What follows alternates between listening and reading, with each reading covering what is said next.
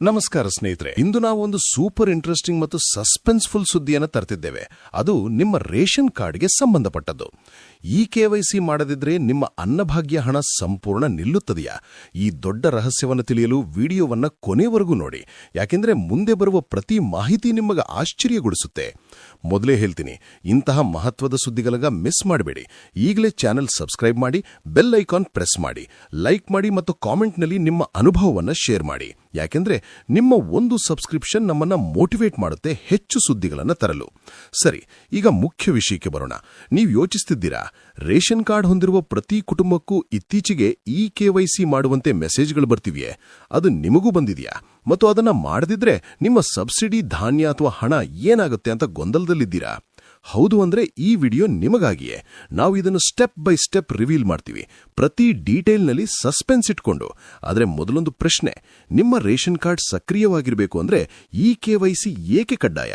ಮತ್ತು ಅದನ್ನು ಮಾಡದಿದ್ರೆ ನಿಮ್ಮ ಬ್ಯಾಂಕ್ ಖಾತೆಗೆ ಬರುವ DBT ಹಣ ಸ್ಟಾಪ್ ಆಗುತ್ತಾ? ಉತ್ತರ ತಿಳಿಯಲು ಮುಂದುವರಿಯಿರಿ, ಯಾಕೆಂದ್ರೆ ಇದು ನಿಮ್ಮ ದೈನಂದಿನ ಜೀವನಕ್ಕೆ ನೇರ ಸಂಬಂಧ ಹೊಂದಿದೆ. ಸ್ನೇಹಿತರೆ, ಮಾರ್ಚ್ 3, 2026 ಇಂದಿನ ದಿನದಲ್ಲಿ ರಾಜ್ಯದ ಲಕ್ಷಾಂತರ ಕುಟುಂಬಗಳು ಈ ಗೊಂದಲದಲ್ಲಿವೆ. ರೇಷನ್ ಕಾರ್ಡ್ಗೆ ಈ KYC ಮಾಡುವ ಸಂದೇಶಗಳು ಬರ್ತಿವೆ ಮತ್ತು ಹಲವರು ಭಯಪಡ್ತಿದ್ದಾರೆ. ಯಾಕೆಂದ್ರೆ ಅನ್ನಭಾಗ್ಯ ಯೋಜನೆಯ ಹಣ ನಿಲ್ಲುತ್ತದೆಯೋ ಏನೋ ಅಂತ. ನೀವು ಕೂಡ ಅದೇ ಭಯದಲ್ಲಿದ್ದೀರಾ? ಕಾಯ್ಬೇಡಿ, ನಾವಿದನ್ನ ಕ್ಲಿಯರ್ ಮಾಡ್ತೀವಿ. ಆದ್ರೆ ಮೊದಲೊಂದು ಕ್ಯೂರಿಯಸ್ ಪ್ರಶ್ನೆ, ಈ KYC ಅಂದ್ರೆ ಏನು? ಅದು ನಿಮ್ಮ ಗುರುತನ್ನ ಹೇಗೆ ಚೆಕ್ ಮಾಡುತ್ತೆ ಮತ್ತು ಅದನ್ನು ಮಾಡಲು ಏನೆಲ್ಲ ಬೇಕು? ಈ ಉತ್ತರಗಳು ನಿಮ್ಮನ್ನ ಹೆದರಿಸಬಹುದು ಅಥವಾ ರಿಲೀಫ್ ಕೊಡಬಹುದು. ಮುಂದುವರಿಯಿರಿ. ಸರಿ, ಈ KYC ಅಂದ್ರೆ ಎಲೆಕ್ಟ್ರಾನಿಕ್ ನೋ ಯೋರ್ ಕಸ್ಟಮರ್, ಅಂದ್ರೆ ನಿಮ್ಮ ಗುರುತಿನ ದೃಢೀಕರಣ ಪ್ರಕ್ರಿಯೆ. ಅದು ಸಾಮಾನ್ಯವಾಗಿ ನಿಮ್ಮ ಆಧಾರ್ ಸಂಖ್ಯೆಯನ್ನ ಬೆರಳು ಚಿಹ್ನೆ ಅಥವಾ OTP ಮೂಲಕ ಪರಿಶೀಲಿಸುತ್ತದೆ. ಇದು ನಿಮ್ಮ ರೇಷನ್ ಕಾರ್ಡ್ ಅನ್ನು ಸುರಕ್ಷಿತಗೊಳಿಸುವ ಒಂದು ಸರಳ ಆದರೆ ಪವರ್ಫುಲ್ ಸ್ಟೆಪ್. ಆದರೆ ನೀವು ತಿಳಿದಿದ್ದೀರಾ, ಭಾರತದಲ್ಲಿ ರೇಷನ್ ವ್ಯವಸ್ಥೆಯನ್ನ ಭಾರತೀಯ ಆಹಾರ ನಿಗಮ ಮತ್ತು ರಾಜ್ಯ ಆಹಾರ ಇಲಾಖೆ ನಿರ್ವಹಿಸುತ್ತವೆ. ಮತ್ತು ಕರ್ನಾಟಕದಂತಹ ಹಲವು ರಾಜ್ಯಗಳಲ್ಲಿ ಆಧಾರ್ ಆಧಾರಿತ ಪರಿಶೀಲನೆ ಕಡ್ಡಾಯವಾಗಿದೆ. ಇದು ಯಾಕೆ ಅಂತ ನಿಮಗೆ ಗೊತ್ತಾ? ಅದನ್ನ ಮುಂದೆ ತಿಳಿಸ್ತೇನೆ. ಆದರೆ ಮೊದಲೊಂದು ಸಸ್ಪೆನ್ಸ್, ಈ KYC ಮಾಡದಿದ್ರೆ ನಿಮ್ಮ ರೇಷನ್ ಕಾರ್ಡ್ ಏನಾಗುತ್ತೆ? ನಿಷ್ಕ್ರಿಯವಾಗುತ್ತದೆಯಾ? ಹಣ ಬರುವುದು ನಿಲ್ಲುತ್ತದೆಯಾ? ಉತ್ತರಕ್ಕಾಗಿ ವಿಡಿಯೋ ನೋಡ್ತಾ ಇರಿ. ಸ್ನೇಹಿತರೆ, ಈ KYC ಏಕೆ ಕಡ್ಡಾಯ ಮಾಡಲಾಗಿದೆ ಅಂತ ನೋಡೋಣ.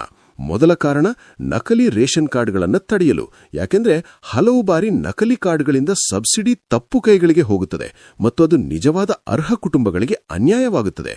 ನೀವು ಯೋಚಿಸಿ ನೋಡಿ, ನಿಮ್ಮ ನೆರೆಯಲ್ಲಿ ಅಂತಹ ಕೇಸುಗಳಿದ್ರೆ ಹೇಗಿರುತ್ತದೆ? ಮುಂದಿನ ಕಾರಣ, ಅರ್ಹ ಕುಟುಂಬಗಳಿಗೆ ಮಾತ್ರ ಸಬ್ಸಿಡಿ ಸಿಗುವಂತೆ ಮಾಡಲು. ಇದರಿಂದ ಸರ್ಕಾರದ ಹಣ ಸರಿಯಾಗಿ ಬಳಸಲು ಸಹಾಯವಾಗುತ್ತದೆ. ಮತ್ತು ಮೂರನೇದು, ಅನ್ನಭಾಗ್ಯ ಅಥವಾ DBT ಹಣ ನೇರವಾಗಿ ನಿಮ್ಮ ಬ್ಯಾಂಕ್ ಖಾತೆಗೆ ಬರಲು. ಯಾಕೆಂದ್ರೆ ಈ KYC ಮಾಡದಿದ್ರೆ ವರ್ಗಾವಣೆಯಲ್ಲಿ ಸಮಸ್ಯೆ ಬರಬಹುದು. ನೀವು ಕಲ್ಪಿಸಿಕೊಳ್ಳಿ, ನಿಮ್ಮ ಹಣ ಬರಬೇಕಾದ ಸಮಯದಲ್ಲಿ ಬರದೇ ಇದ್ರೆ ಹೇಗಿರುತ್ತದೆ? ನಾಲ್ಕನೇ ಕಾರಣ, ಕುಟುಂಬದ ಸದಸ್ಯರ ವಿವರಗಳನ್ನು ನವೀಕರಿಸಲು. ಯಾಕೆಂದ್ರೆ ಸಮಯದೊಂದಿಗೆ ಕುಟುಂಬದಲ್ಲಿ ಬದಲಾವಣೆಗಳು ಬರುತ್ತವೆ. ಮತ್ತು ಕೊನೆಯದು, ಸರ್ಕಾರದ ಡೇಟಾವನ್ನು ಸರಿಯಾಗಿ ನಿರ್ವಹಿಸಲು. ಇದು ದೊಡ್ಡ ಸ್ಕೇಲ್ನಲ್ಲಿ ಸಹಾಯ ಮಾಡುತ್ತೆ. ಆದರೆ ಇದೆಲ್ಲ ಕೇಳಿ ನೀವು ಆಶ್ಚರ್ಯಪಡ್ತಿದ್ದೀರಾ? ಮುಂದೆ ಇನ್ನೂ ಇದೆ. ಈ KYC ಹೇಗೆ ಮಾಡಬೇಕು ಅಂತ ಡೀಟೇಲ್ಸ್ಗಳು, ಅದನ್ನು ಮಿಸ್ ಮಾಡಬೇಡಿ. ಸರಿ, ಈ KYC ಮಾಡುವ ವಿಧಾನಗಳನ್ನು ನೋಡೋಣ. ಮೊದಲ ವಿಧಾನ, ರೇಷನ್ ಅಂಗಡಿಯಲ್ಲಿ. ನಿಮ್ಮ ಹತ್ತಿರದ ರೇಷನ್ ಅಂಗಡಿಗೆ ಭೇಟಿ ನೀಡಿ, ಆಧಾರ್ ಕಾರ್ಡ್ ತೆಗೆದುಕೊಂಡು ಹೋಗಿ, ಬೆರಳು ಚಿಹ್ನೆ ಮೂಲಕ ಪರಿಶೀಲನೆ ಮಾಡಿಸಿ ಮತ್ತು ಕುಟುಂಬದ ಎಲ್ಲಾ ಸದಸ್ಯರಿಗೂ ಪ್ರಕ್ರಿಯೆಯನ್ನು ಪೂರ್ಣಗೊಳಿಸಿ. ಇದು ಸರಳವೇ? ಹೌದು.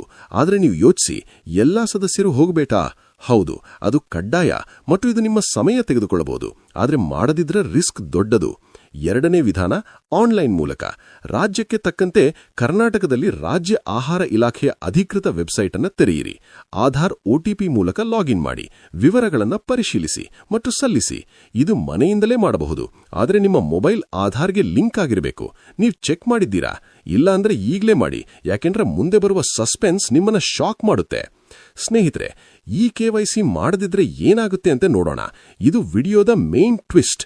ರೇಷನ್ ಕಾರ್ಡ್ ತಾತ್ಕಾಲಿಕವಾಗಿ ನಿಷ್ಕ್ರಿಯವಾಗಬಹುದು, ಅಂದ್ರೆ ನಿಮ್ಮ ಕಾರ್ಡ್ ಕೆಲಸ ಮಾಡದಂತಾಗುತ್ತದೆ ಮತ್ತು ಅನ್ನಭಾಗ್ಯ ಹಣ ಖಾತೆಗೆ ಜಮವಾಗದ. ನೀವು ಕಲ್ಪಿಸಿಕೊಳ್ಳಿ, ನಿಮ್ಮ ಮಾಸಿಕ ಹಣ ಬರದಿದ್ದರೆ ಕುಟುಂಬ ಹೇಗೆ ನಿರ್ವಹಿಸುತ್ತೀರಿ? ಮುಂದೆ ಸಬ್ಸಿಡಿ ಧಾನ್ಯ ವಿತರಣೆ ನಿಲ್ಲಬಹುದು, ಅಂದರೆ ನಿಮ್ಮ ರೇಷನ್ ಧಾನ್ಯ ಸಿಗದೇ ಇರಬಹುದು ಮತ್ತು ಮುಂದಿನ ಪರಿಶೀಲನೆಯವರೆಗೆ ಸೇವೆಗಳು ಸ್ಥಗಿತವಾಗಬಹುದು. ಇದು ದೊಡ್ಡ ರಿಸ್ಕ್ ಅಲ್ಲವೇ? ಹೀಗಾಗಿ ನಿಮ್ಮ ರೇಷನ್ ಕಾರ್ಡ್ ಸಕ್ರಿಯವಾಗಿರಲು ತಕ್ಷಣ ಈ KYC ಮಾಡಿಸುವುದು ಉತ್ತಮ. ನೀವೀಗಲೇ ಪ್ಲಾನ್ ಮಾಡುತ್ತಿದ್ದೀರಾ? ಮಾಡಿ, ಯಾಕೆಂದರೆ ಸಮಯ ಕಳೆದರೆ ತೊಂದರೆ ನಿಮ್ಮದೇ. ಇನ್ನು ಮುಖ್ಯ ಸೂಚನೆಗಳು. ಕುಟುಂಬದ ಪ್ರತಿಯೊಬ್ಬ ಸದಸ್ಯರಿಗೂ ಇಕೆವೈಸಿ ಅಗತ್ಯ. ಒಬ್ಬರು ಮಿಸ್ ಆದರೂ ಸಮಸ್ಯೆ. ಮತ್ತು ಆಧಾರ್ನಲ್ಲಿರುವ ಹೆಸರು ಮತ್ತು ರೇಷನ್ ಕಾರ್ಡ್ ಹೆಸರು ಒಂದೇ ಇರಬೇಕು. ಇಲ್ಲದಿದ್ದರೆ ರಿಜೆಕ್ಟ್ ಆಗಬಹುದು. ನೀವು ಚೆಕ್ ಮಾಡಿದ್ದೀರಾ? ಮೊಬೈಲ್ ಸಂಖ್ಯೆ ಆಧಾರ್ಗೆ ಸಂಯೋಜಿಸಿರಬೇಕು. ಇದು ಒಟಿಪಿ ಬರಲು ಬೇಕು. ಮತ್ತು ತಪ್ಪು ಮಾಹಿತಿ ನೀಡಿದರೆ ಕಾನೂನು ಕ್ರಮ ತೆಗೆದುಕೊಳ್ಳಬಹುದು. ಇದು ಸೀರಿಯಸ್, ಸೊ ಬಿ ಕೇರ್ಫುಲ್. ಕೊನೆಯ ಮಾತು. ರೇಷನ್ ಕಾರ್ಡ್ ಮತ್ತು ಅನ್ನಭಾಗ್ಯ ಯೋಜನೆಗಳು ಲಕ್ಷಾಂತರ ಕುಟುಂಬಗಳಿಗೆ ಸಹಾಯ ಮಾಡುತ್ತಿವೆ. ಆದರೆ ಇಕೆವೈಸಿ ಮಾಡದೇ ಇದ್ದರೆ ನಿಮ್ಮ ಸೌಲಭ್ಯಗಳಿಗೆ ಅಡ್ಡಿಯಾಗಬಹುದು. ಆದ್ದರಿಂದ ಹತ್ತಿರದ ರೇಷನ್ ಅಂಗಡಿಗೆ ಹೋಗಿ ತಕ್ಕಂತೆ ಪ್ರಕ್ರಿಯೆಯನ್ನು ಪೂರ್ಣಗೊಳಿಸಿ. ಇದು ನಿಮ್ಮ ಭವಿಷ್ಯಕ್ಕೆ ಗುಡ್. ಸ್ನೇಹಿತರೆ, ಈ ಸುದ್ದಿ ನಿಮಗೆ ಹೇಗನ್ನಿಸಿತು? ಕಮೆಂಟ್ ಮಾಡಿ ಮತ್ತು ಹೆಚ್ಚಿನ ಸುದ್ದಿಗಳಿಗಾಗಿ ಸಬ್ಸ್ಕ್ರೈಬ್ ಮಾಡಿ. ನಮಸ್ಕಾರ. ಸ್ನೇಹಿತರೆ, ಇನ್ನೊಂದು ಬಾರಿ ಹೇಳ್ತೀನಿ, ಈ ಇಕೆವೈಸಿ ವಿಷಯವನ್ನು ಲೈಟ್ಲಿ ತೆಗೆದುಕೊಳ್ಳಬೇಡಿ. ಯಾಕೆಂದರೆ ಕರ್ನಾಟಕದಲ್ಲಿ ಅನ್ನಭಾಗ್ಯ ಯೋಜನೆಯಡಿ ಬಿಪಿಎಲ್ ಕುಟುಂಬಗಳು ಪ್ರತಿ ತಿಂಗಳು ಹಣ ಪಡೆಯುತ್ತವೆ ಮತ್ತು ಇದು ಅವರ ಜೀವನಕ್ಕೆ ಬೆಂಬಲ. ಆದರೆ ಸರ್ಕಾರ ಇಕೆವೈಸಿ ಮೂಲಕ ಡೇಟಾ ಕ್ಲೀನ್ ಮಾಡುತ್ತಿದೆ. ನೀವು ತಿಳಿದಿದ್ದೀರಾ? ಆಧಾರ್ ಸಿಸ್ಟಮ್ ಭಾರತದಲ್ಲಿ ಎಷ್ಟು ಪವರ್ಫುಲ್? ಅದು ಗುರುತು ದೃಢೀಕರಣಕ್ಕೆ ಬಳಸಲಾಗುತ್ತದೆ ಮತ್ತು ರೇಷನ್ ಸಿಸ್ಟಂನಲ್ಲಿ ಅದು ಕಡ್ಡಾಯ. ಇದು ನಕಲಿ ತಡೆಯಲು ಸಹಾಯ ಮಾಡುತ್ತದೆ ಮತ್ತು ನಿಮ್ಮ ಕುಟುಂಬದ ಡೇಟಾ ಅಪ್ಡೇಟ್ ಆಗುತ್ತದೆ. ಉದಾಹರಣೆಗೆ, ನಿಮ್ಮ ಕುಟುಂಬದಲ್ಲಿ ಹೊಸ ಸದಸ್ಯ ಬಂದಿದ್ದರೆ ಅದನ್ನು ಅಪ್ಡೇಟ್ ಮಾಡಬಹುದು. ಆದರೆ ಇಕೆವೈಸಿ ಮಾಡದೇ ಇದ್ದರೆ ಅದು ಪಾಸಿಬಲ್ ಆಗಲ್ಲ. ನೀವು ಯೋಜಿಸಿ, ನಿಮ್ಮ ಕುಟುಂಬದಲ್ಲಿ ಅಂತಹ ಸಿಚುವೇಶನ್ ಇದೆಯಾ? ಮಾಡಿ ಚೆಕ್. ಇದು ಸಿಂಪಲ್, ಆದರೆ ಮರೆಯಬೇಡಿ. ಇನ್ನು ಆನ್ಲೈನ್ ಪ್ರಾಸೆಸ್ ಬಗ್ಗೆ ಹೇಳೋಣ. ಕರ್ನಾಟಕ ಆಹಾರ ವಿಭಾಗ ವೆಬ್ಸೈಟ್ಗೆ ಹೋಗಿ ನಿಮ್ಮ ಆಧಾರ್ ಡೀಟೇಲ್ ಎಂಟರ್ ಮಾಡಿ. ಒಟಿಪಿ ಬಂದ ನಂತರ ಲಾಗಿನ್. ನಂತರ ನಿಮ್ಮ ರೇಷನ್ ಕಾರ್ಡ್ ಡೀಟೇಲ್ ಪರಿಶೀಲಿಸಿ.